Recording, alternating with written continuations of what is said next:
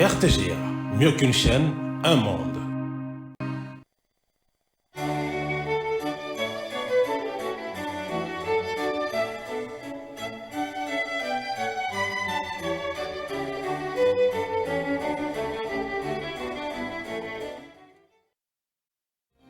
Ce journal vous est offert par Tango Protection. Illico Cash, ma banque mobile.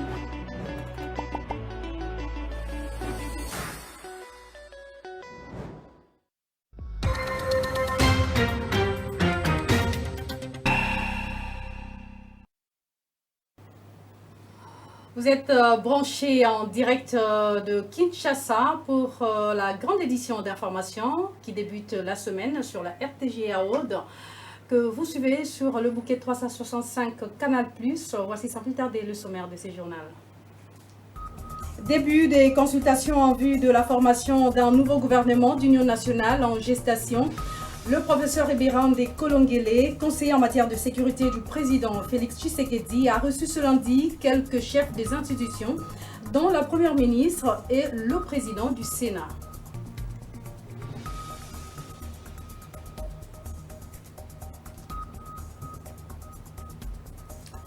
Dans l'actualité également, le monde célèbre ce 24 mars la journée mondiale de la tuberculose. Deuxième cause de mortalité, l'Organisation mondiale de la santé met l'accent sur le renforcement de la prévention pour mettre fin aux effets de cette maladie infectieuse, la plus mortelle au monde. Voilà tout pour les titres à développer dans un instant.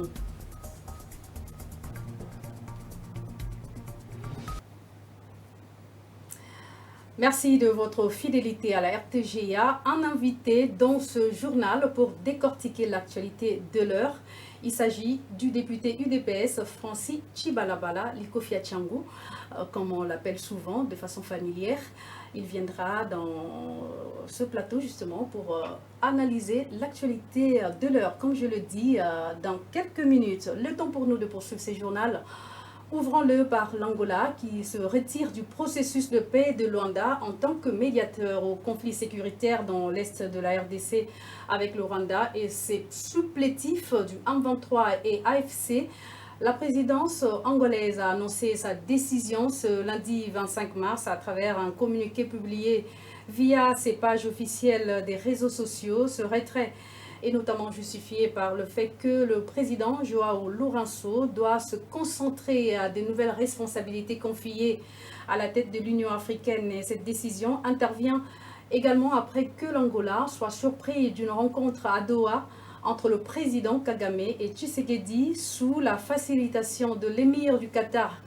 Rencontre déroulée mardi 18 mars dernier, le même jour du dialogue avorté entre Kinshasa et le M23 AFC à Luanda. Arrivé ce lundi à Bunia du chef d'état-major général adjoint des FARDC en charge des opérations et renseignements, le lieutenant-général Kialigonza Jacques, dit être envoyé par le haut commandant des forces armées de la République démocratique du Congo pour s'imprégner de plus près de la situation sécuritaire et renforcer ainsi le commandement des troupes engagées dans les opérations militaires en Ituri et dans le Nord Kivu. Dans le cadre de cette mission, le général Kialigonza prévoit également des rencontres stratégiques avec des commandements ougandais des UPDF engagés contre le rebelle ADF dans l'objectif de renforcer les opérations conjointes en cours et de mettre en place des stratégies pour ramener une stabilité durable face aux tensions persistantes en Ituri. Ce haut officier des FARDC a lancé un appel au calme à la population. Il exhorte également tous les groupes armés à déposer les armes afin de permettre un retour progressif à la paix. Suivez-le au micro de Julie Sekoué-Palmer, notre permanente sur place. Je suis ici à Bunia, j'ai été dépêché par le chef d'état-major général pour venir ici voir la situation sur terrain, comment ça se passe ici avec le lieutenant général Johnny Luboyaka Chama qui est le gouverneur militaire et commandant des eaux. C'est-à-dire la mission c'est pour l'inspection des troupes et une mission de commandement.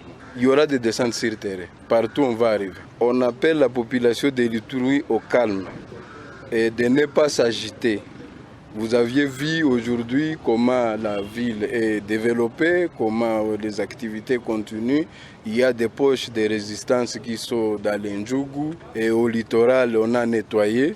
Et en Ndjougou aussi on va continuer. On appelle à tous les groupes armés de déposer les armes et de suivre le processus PDDRSS pour donner à la population de l'Ituri la paix.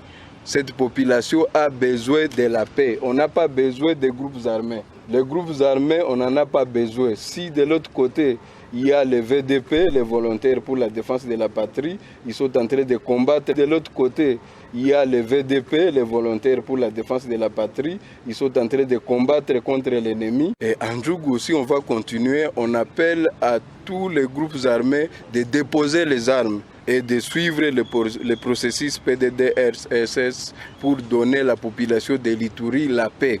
Cette population a besoin de la paix. On n'a pas besoin des groupes armés. Les groupes armés, on n'en a pas besoin. Si de l'autre côté, il y a les VDP, les volontaires pour la défense de la patrie, ils sont en train de combattre contre l'ennemi. Cette tournée en Kenge a permis à la première ministre notamment de mettre en lumière à la fois les atouts et défis de la province du Kwango, tout en soulignant la nécessité d'encourager un développement durable et inclusif dans cette région. Elle a également pris connaissance des enjeux locaux et exprimé son engagement à apporter des solutions concrètes pour l'amélioration des conditions de vie de la population. C'est aux premières heures de la matinée que la chef du gouvernement a débuté sa tournée par une communion avec le chrétien catholique à la cathédrale Mouessé à Norit. Ces moments de prière empreints de spiritualité a été un signe fort d'unité, de partage et de solidarité avec les habitants de la province. Pour Monseigneur Jean-Pierre Kwamba, la participation de la première ministre à cette célébration eucharistique représente un geste louable et significatif.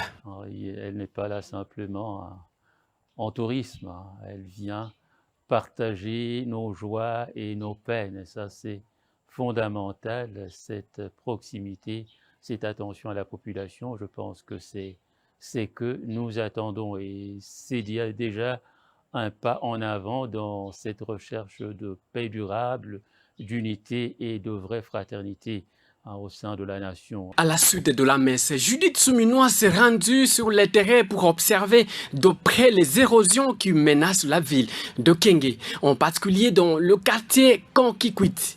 À ce jour, plusieurs maisons ont été englouties par ces érosions, tandis que d'autres sont sous une menace constante. Le tête d'érosion qui progresse vers la route nationale numéro 2 représente un danger majeur pour la population locale. La première ministre a annoncé des actions concrètes et urgentes en vue de stopper leur avancée et protéger les habitations et les infrastructures essentielles.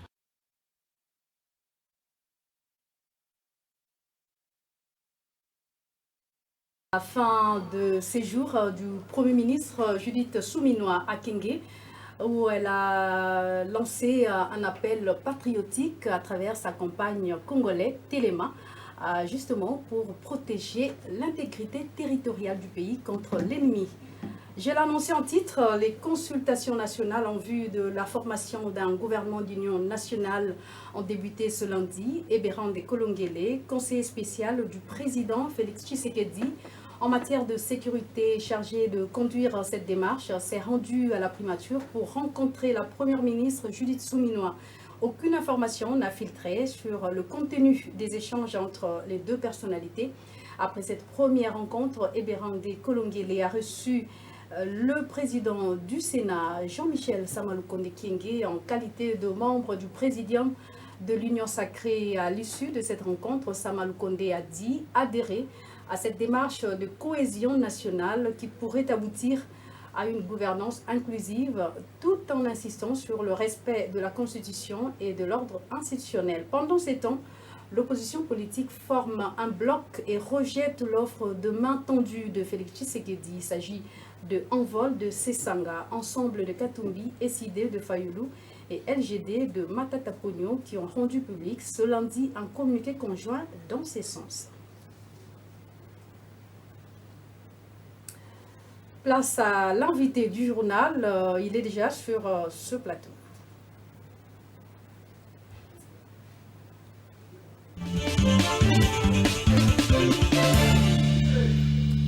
élément mosusu non tokomi prêtre.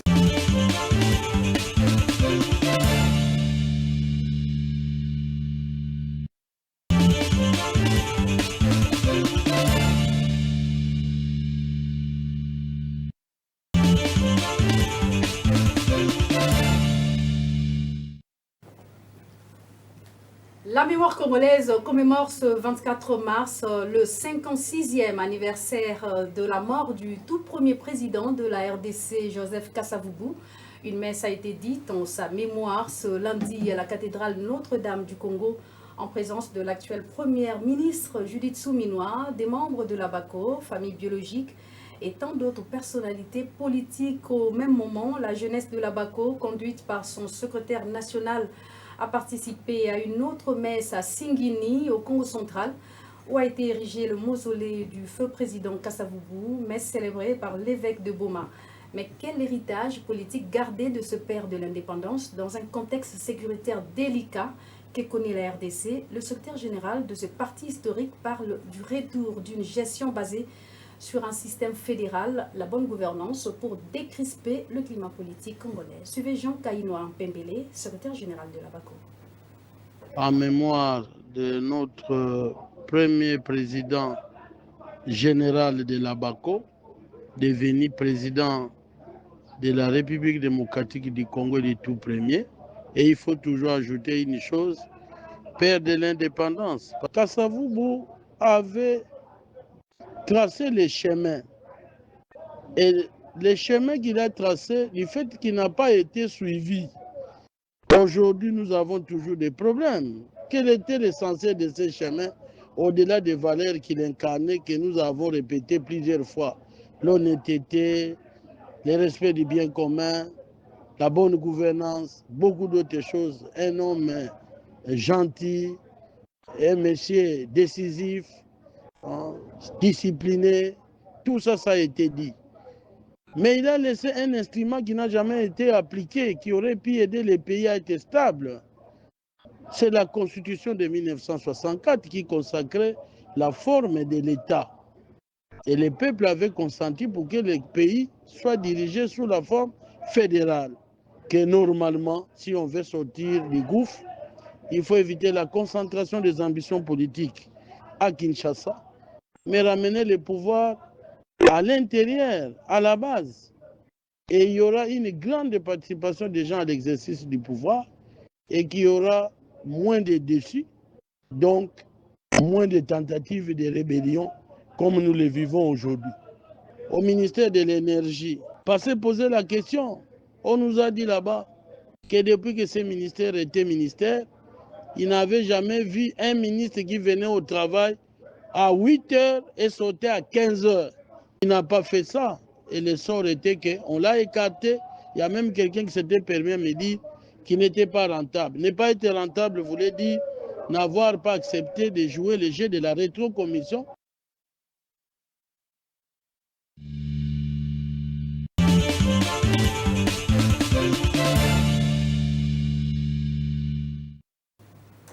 Francis Chibalabala, député UDPS sur ce plateau du journal. Bienvenue à vous, président vice-honoraire de l'Assemblée provinciale de Kinshasa et en même temps député national. Merci, bonsoir madame. Alors nous vous recevons sur ce plateau pour parler des points forts de l'actualité, justement ici en RDC. Les consultations, comme vous le savez, les consultations politiques en vue de la formation d'un gouvernement d'union nationale en gestation ont bel et bien démarré ce lundi avec le professeur Eberandé. Croyez-vous que ce gouvernement est la condition sine qua non d'atteindre la cohésion nationale, même s'il a commencé par la Première ministre et le président du Sénat, Sama Lukonde, qui adhèrent justement à cette démarche? Merci madame pour votre question. Le président de la République avait levé l'option de rassembler les Congolaises et Congolais compte tenu de la situation que nous sommes en train de connaître dans la partie orientale de notre pays. Il était question qu'à l'interne, que nous soyons compacts, que nous parlions d'une seule voix, que nous soyons tous rangés derrière le chef de l'État, au fin justement de venir à bout de cette nébuleuse qui est en train de s'aimer la désolation, de perte en vies humaines dans la partie orientale de notre pays. Et cela passera sans nul doute par des consultations. Et c'est à ce titre-là qu'il avait désigné son conseil spécial en matière de sécurité pour recevoir justement tous les Congolais, que ce soit de l'opposition, que ce soit de la majorité, notamment les acteurs politiques, pas les citoyens lambda, les acteurs politiques, etc., de la majorité comme de l'opposition. Il y a aussi la société civile, pour recueillir justement leurs desiderata et leurs propositions par rapport à la sortie des crises au niveau international, parce qu'il faut reconnaître que il s'agit bel et bien d'une agression injustement imposée par le Rwanda. Et comment faire pour régler cette situation définitivement, et en même temps à l'interne essayer de colmater les dissensions qu'il y a, bien entendu. Et je crois que les consultations ont débuté aujourd'hui et ça va se poursuivre, bien entendu. Et nous sommes très optimistes quant à l'achèvement justement de ces processus, que nous aurons bien évidemment des Congolais, des compatriotes qui voudraient bien faire partie de ce gouvernement. La démarche paraît salutaire quand on voit bien, on met bien ses lunettes, mais est-ce qu'elle est vue sous cet œil-là que vous, au niveau de l'opposition, qui semble faire bloc pour boycotter justement cette initiative pourtant idéale pour arriver à une gouvernance inclusive? Vous savez, madame, en pareille situation, nous avons besoin de tous les Congolais, de tous les compatriotes. Nous voulons que chacun puisse taire son attitude égotique, puisse mettre en avant les intérêts supérieurs de notre nation, les intérêts de nos populations. Il est certes vrai qu'il n'y aura pas un gouvernement qui puisse, éléphantesque soit-il, qui puisse régorger ou avoir en son sein tous les Congolais.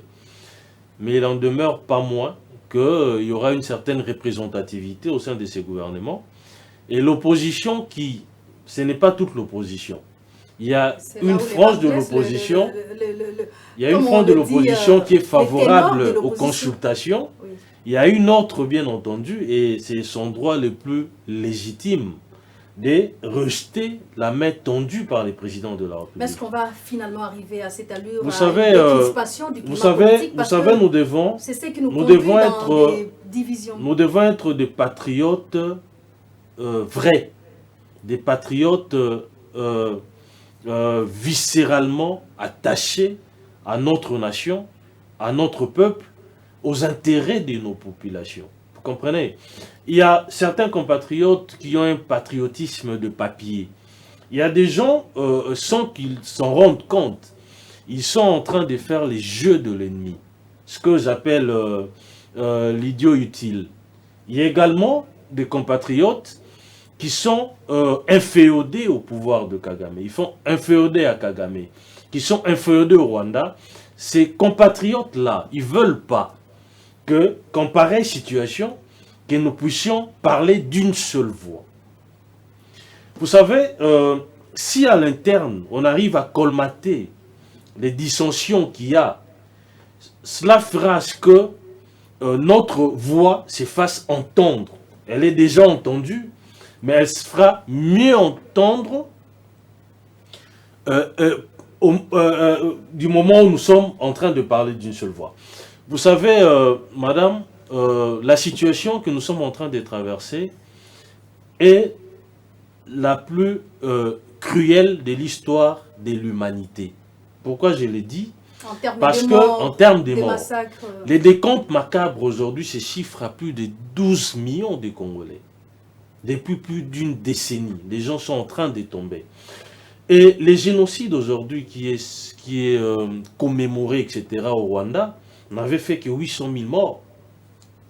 Vous comprenez? Donc nous voulons ici que les Congolais en pareille situation puissent parler d'une seule voix. C'est ça le plus important. C'est ça l'idéal.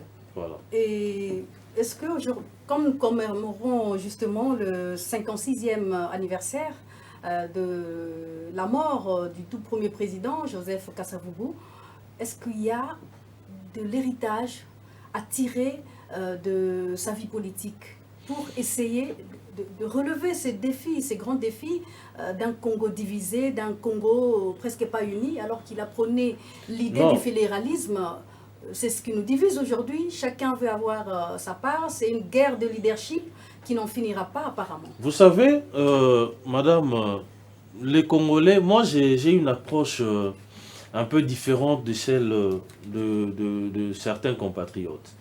Les Congolais ont ce qu'on appelle le vouloir vivre collectif. Les Congolais, en réalité, nous sommes une véritable nation. Parce que nous sommes acceptés, nonobstant nos différences, nous avons accepté de vivre ensemble. Et c'est cela le plus important. Nous ne sommes pas une nation divisée en réalité. Vous comprenez? Contrairement à ces tableaux noirs qu'on a toujours, ces tableaux qu'on a toujours peints en noir, alors qu'en réalité, nous avons toujours été unis. C'est la classe politique. Nous vivons ensemble. Ce sont plus les politiques en mal des positionnements qui inoculent le venin de la division au sein de la population. J'en veux pour preuve, madame. Le président Tshisekedi est du Kasaï.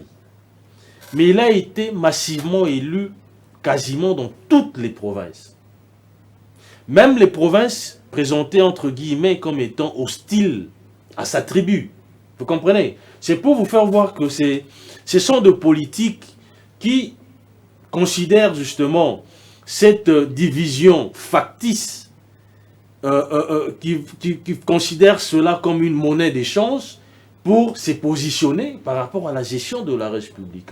Donc la population est derrière le président de la République. Nous avions parlé d'une frange de l'opposition qui ne veut pas justement, ou qui refuse de prendre la main tendue du président de la République.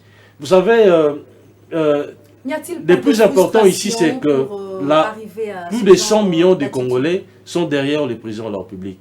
Vous savez, au début, il y avait un narratif pratiquement rwandais qui avait gagné une grande partie de la population. Mais aujourd'hui, les gens ont compris que le Rwanda, c'est lui, au fait, qui est en train de soutenir tous les mouvements des groupes armés qui écument la partie Est, dont notamment les M23, pour semer la désolation dans la partie Est de notre pays, pour faire main basse sur nos richesses. Ce n'est un secret pour personne aujourd'hui. Et les Congolais, vous avez d'ailleurs dernièrement suivi des images qui ont fait les tours justement de réseaux sociaux, la population du Kivu qui s'est soulevée contre justement cette domination rwandaise. Donc la population congolaise est derrière le chef d'État, c'est cela le plus important. Même si 1, 2, 3, 4 politiques ne veulent pas accompagner les chefs par rapport à cet enjeu, je pense que le plus important, c'est que nous allons vaincre justement cette guerre. Alors, la cause même qui nous amène à arriver demain ou le lendemain à un gouvernement d'union nationale, c'est aussi toutes ces démarches, ces pourparlers qui se poursuivent, qui font parler, qui font jaser, notamment le retrait aujourd'hui de l'Angola, pourtant pays médiateur à ces négociations, à ces processus de Luanda et de Nairobi. L'Angola se rétracter, est-ce une déception pour la RDC parce que la démarche ne faisait que se poursuivre? Bon, moi je crois que c'est la conséquence logique. Y a-t-il de frustration au niveau interne aux Africains, le problème des Africains? C'est la conséquence logique dans la mesure où l'Angola était médiataire dans le processus de Luanda. Nous sommes en présence des deux processus, Luanda et Nairobi. La résolution 2773 a mis ensemble ces deux processus. Vous comprenez? Il est tout naturel que l'on puisse désigner d'autres facilitateurs. Je crois que il y a quelques jours, voilà, nous avions suivi il y avait trois facilitateurs qui étaient désignés. Vous comprenez? 2 anciens présidents et un ancien premier ministre. Donc, par rapport au format actuel, donc le président d'Angola ne peut plus continuer à faciliter justement le pourparler entre le Rwanda et Kinshasa, aussi entre Kinshasa et les groupes armés, dont notamment le M23. Donc pour se conformer à la résolution, il devrait absolument jeter l'éponge. Il n'y a pas de problème. Et vous faites allusion à la rencontre Kagame-Tshisekedi à Doha. Vous savez, il y a ce qu'on appelle la diplomatie, la diplomatie de la navette. Vous comprenez? Ça existe en droit international comme dans les relations, comme en diplomatie. Vous comprenez? Donc, Doha, les Qatar aujourd'hui, c'est un soft power. Ça, il faut le reconnaître. Je prends seulement les pays du Golfe. Les pays du Golfe, aujourd'hui, par exemple, les États-Unis, les Russes, leurs délégations se sont rencontrées en Arabie Saoudite, à Riyad, vous comprenez? Donc aujourd'hui, les alternatives sont bonnes. C'est-à-dire que nous avons besoin, nous voulons que chacun... pacification adéquate. Nous voulons que chacun joue sa partition pour que les armes se taisent à jamais, pour que la paix revienne définitivement dans cette partie est de notre pays. Cela aura pour avantage, notre population va vaquer librement à ses occupations. Et un autre avantage, le Congo va bénéficier de ces métaux rares qui se trouvent dans la partie orientale de notre pays. Donc, toutes les voies sont les bienvenues pour parvenir justement à la résolution définitive de la crise. Alors, on termine par l'Union sacrée et ça sera votre dernier mot. Vraiment en 2 phrases, si c'est possible, la restructuration de l'Union sacrée. Vous êtes un des cadres justement de cette grande plateforme créée par Félix Tshisekedi. De 6 membres au présidium à 40, est-ce que la solution aux frustrations est terminée ou est-ce qu'on peut être garanti des résolutions ou des solutions, je veux dire, palpables maintenant, contrairement à ceux qui sont sortis? Je pense que l'actuelle architecture de l'Union sacrée est la matérialisation du vœu du président de la République exprimé devant justement les députés, les présidents de partis politiques de l'Union sacrée, etc. Les présidents avaient émis les vœux de voir cette méga plateforme se restructurer. Parce que les présidiums de l'époque étaient consécutifs justement aux réalités de cette époque-là. Nous sommes en train de connaître nous avons connu une autre situation après les élections. Il y a eu beaucoup de formations politiques qui nous avaient rejoints. Il y a la cartographie politique actuelle au lendemain de la publication définitive des élections avait poussé, bien entendu, les présidents de la République à reconfigurer, vous comprenez, à détricoter justement pour laisser la place aussi aux formations politiques qui se sont distinguées lors des joutes électorales. Il n'est pas normal que vous fassiez partie du présidium alors que sur le plan comptable, vous n'avez qu'un seul ou 2 députés seulement et qu'un président d'un regroupement ou d'un parti politique qui en a plus de 10 est en marge du présidium. C'est inexplicable. Voilà pourquoi les présidents voulaient quand même rendre justice à ces formations politiques qui ont bien travaillé lors des élections pour que celles-ci aussi soient considérées et qu'elles puissent occuper à travers leurs représentants des postes au sein du présidium. En tout cas, l'actualité, il n'y en aura jamais assez. Merci pour votre passage à cette édition du journal. Nous espérons vous revoir très prochainement. C'est moi qui vous remercie. Voilà, d'autres analyses. Nous recevions sur ce plateau Francis Djibalabala, député UDPS et vice-président honoraire de l'Assemblée provinciale de Kinshasa. Au Maniema, le ministre provincial en charge des finances et les chefs des divisions provinciales en charge de l'économie et celui de l'environnement étaient auditionnés ce lundi 24 mars par la commission économique et financière de l'Assemblée provinciale sur les accusations des activistes des droits humains en rapport avec la perception de la taxe conventionnelle et la spoliation des espaces publics dans la ville de Kindu. Roger Bolindanzenga nous en parle. Le ministre provincial en charge des finances, Ali Kiama Sawili, ainsi que le chef des divisions provinciales en charge de l'économie, de l'environnement et celui de l'urbanisme ont été ce lundi 24 mars 2025 devant les élus provinciaux du Maniema pour répondre à l'invitation du bureau de l'Assemblée provinciale sur initiative de la commission économico-financière. Les accusations à répétition faites par les activistes des droits de l'homme et celles des acteurs de la société civile en rapport avec la perception sans preuve de paiement du montant alloué à la taxe conventionnelle, mais également de la spoliation des espaces de la SNCC cédés à l'État congolais, étaient à la base de cette invitation. Avant que les responsables soient attendus par les deux commissions ad hoc, les travaux intensifs qui se déroulent dans les alentours du stade de Kamakuta sont suspendus depuis le samedi 22 mars 2025 à la satisfaction des équipes évoluant à l'attente des footballs de Kindu et les familles militaires victimes de déguerpissements sans préavis et sauvages. Dans les acteurs, l'exécutif provincial Moussa Kabankoubi Moïse a reçu l'ordre de surseoir la perception des taxes illicites initiée par le maire de la ville de Kindu, Augustin Moulamba. Les deux commissions vont travailler d'arrache-pied pendant 3 jours avant de formuler quelques recommandations qui pourront résolver la crise qui sévit actuellement à la ville de Kindu et la province du Maniema en général. Depuis Kindu, Roger Ebouli pour la RTGA. En éducation, parlons de la campagne d'amélioration des conditions d'études des élèves et étudiants des écoles et universités publiques dénommée « Pas d'école ou université sans banc ». Ceci s'inscrit dans le cadre de la poursuite de cette initiative du chef de l'État que le commandant du service national, le lieutenant-général Jean-Pierre Kasongo-Kabouik, a remis ce lundi 24 mars un lot de 600 bancs à 2 écoles dans la commune de Ngiringiri. Ici même à Kinshasa, l'Institut technique social et l'Institut littéraire technique étaient les bénéficiaires de ces jours. Nana Bwana pour le point.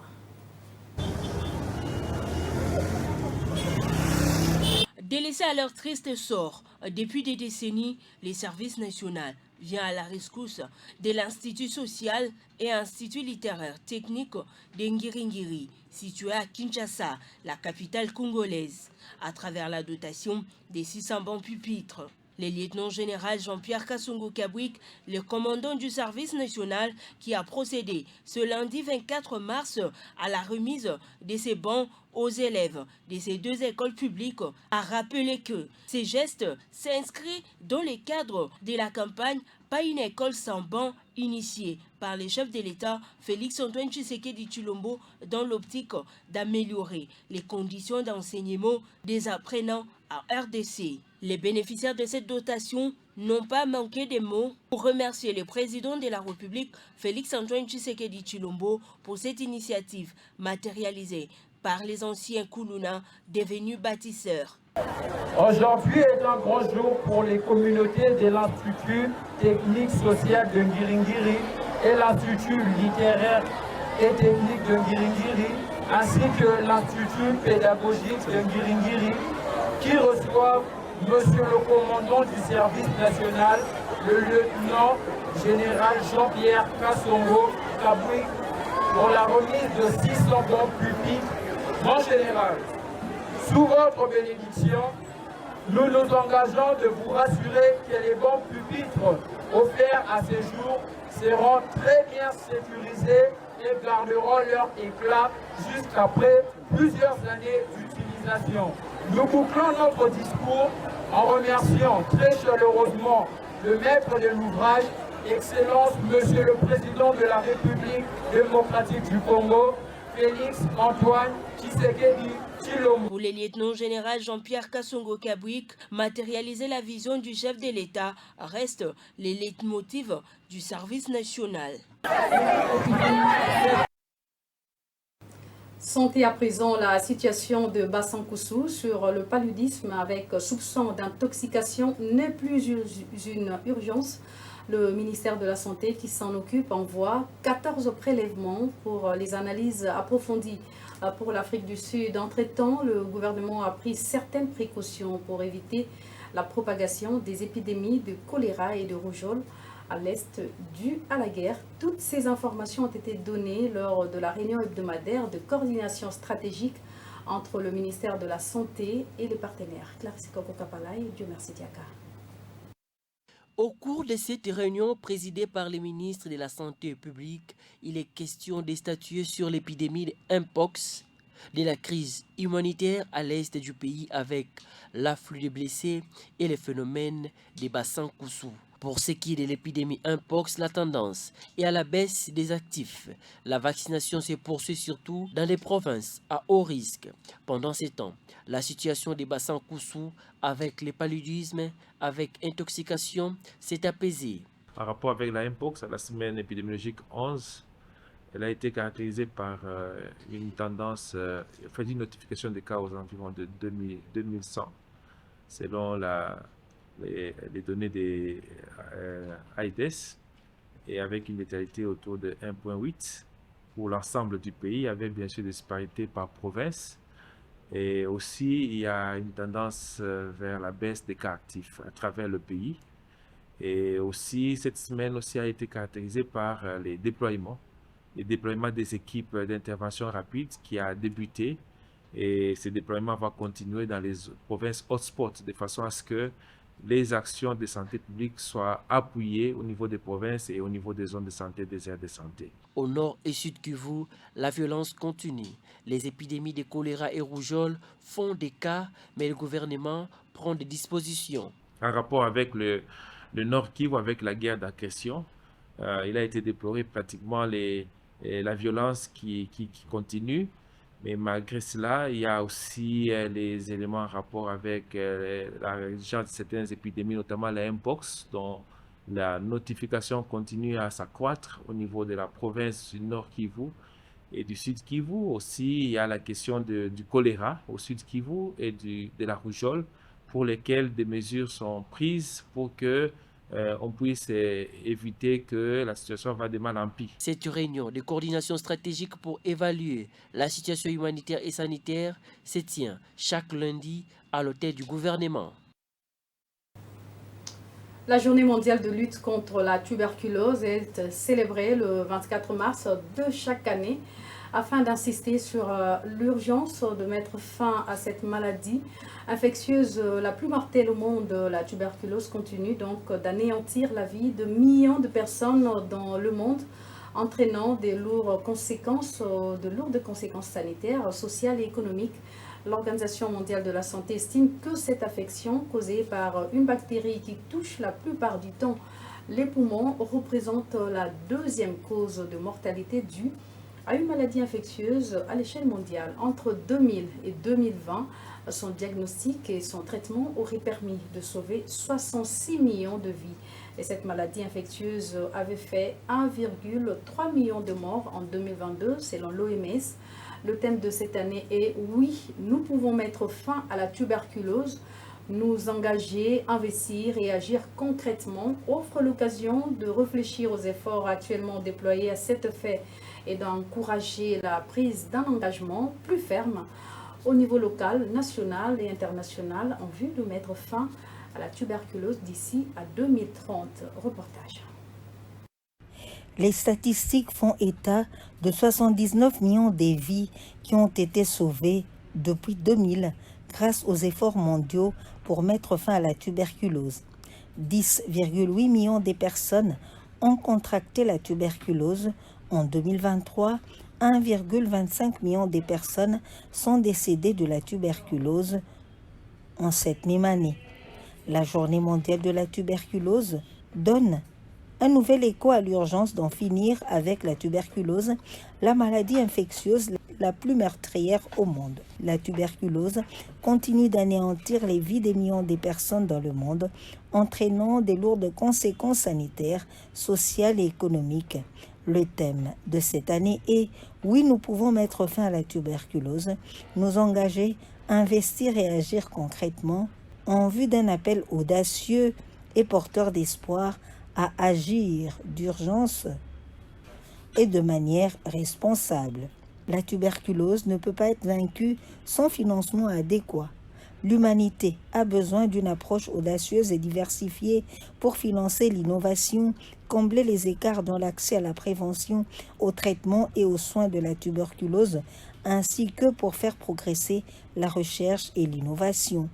Pour transposer les engagements en actes, Les interventions recommandées par l'Organisation mondiale de la santé doivent être déployées à plus grande échelle par la détection précoce, diagnostic, traitement préventif et soins de grande qualité contre la tuberculose en particulier. Pour la tuberculose pharmaco-résistance, le succès dépend de la prise de responsabilité au niveau communautaire de l'action de la société civile et de la collaboration intersectorielle. Engageons-nous maintenant, investissons maintenant, agissons concrètement maintenant, ensemble, oui, nous pouvons mettre fin à la tuberculose. Terminons par cette mise au point à présent. Contrairement aux multiples messages distillés dans les réseaux sociaux par des personnes de mauvaise foi, la radio-télévision du groupe de presse L'Avenir n'est pas fermée. Elle est opérationnelle jusqu'aujourd'hui. Elle le sera demain et elle n'a même pas l'intention de mettre la clé sous le paillasson. Pour ce faire, elle rassure ses nombreux téléspectateurs, auditeurs ainsi que ses partenaires qu'elle continuera à vous servir avec autant de pugnacité et de compétences comme elle le fait depuis près de 30 ans en tant qu'entreprise de presse privée. Elle s'adapte aux réalités socio-économiques du pays, ce qui la contraint à entrevoir une restructuration à l'interne pour plus d'efficacité. Message signé la direction de la RTGA. Et voilà qui met un terme à cette grande édition d'information. Le rappel des principaux titres qui l'ont constitué. Début des consultations en vue de la formation d'un nouveau gouvernement d'union nationale en gestation. Le professeur Ibérandé Kolongele, conseiller en matière de sécurité du président Félix Tshisekedi, a reçu ce lundi quelques chefs des institutions de la République, dont la première ministre et le président du Sénat, qui ont adhéré à la vision.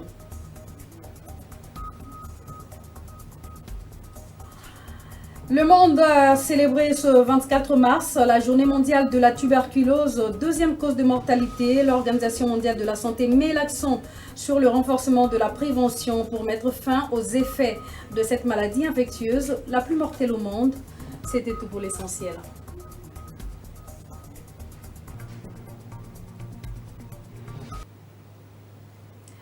Vous nous avez suivis partout à travers la RDC, au Congo profond, donc dans le Grand Nord, en Ituri, à Walikale, à Beni et partout ailleurs à travers le monde. Grand merci à l'attention accordée à cette grande édition d'actualité qui sera fermée déjà.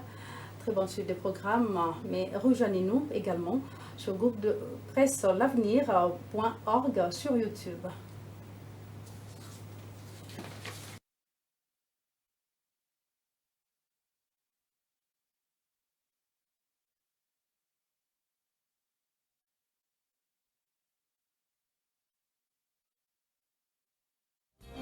Ce journal vous a été offert par Tango Protection. Illico Cash, ma banque mobile.